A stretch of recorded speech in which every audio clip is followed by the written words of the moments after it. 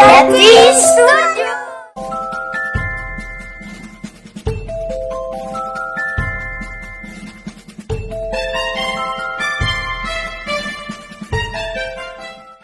Verse of the day. Mark 12:30. In tokpisin version or in Papua New Guinea language, Mark 12:30. Na you must like him true, bigpla, God belong you. One time all geta, bell belong you. Na one time all geta, te will belong you. Na one time all geta, ting ting belong you. Na one time all geta, strong belong you. This plaem, number 1, tok strong. Mark 12:30. And in Tagalog version, Marcos 12:30. At iibigin mo ang Panginoong mong Diyos ng buong puso mo at ng buong kaluluwa mo at ng buong pag-iisip mo at ng buong lakas mo. Marcos 12:30. Talk, thank you. Igolonggod. KNC Bible Verse Memorization Challenge Day 115. Omega Digi Bible Verse of the Day.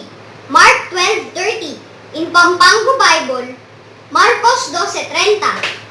Luguran me ingginong kekang Diyos, king mabilog mong puso, at king mabilog mong kaladuwa, at king mabilog mong kaisipan, at king mabilog mong sikanan. Marcos 12:30. And in King James Version, Mark 12:30.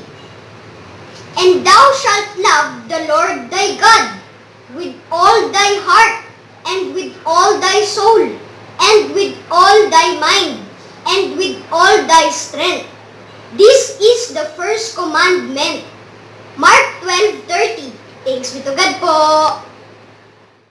Mark 12:30. In Pampango Bible, Marcos 12:30. Luguran mi in kekang jikang 12:30. Luguran me in ginong kekang Diyos, king mabilog mong puso, at king mabilog mong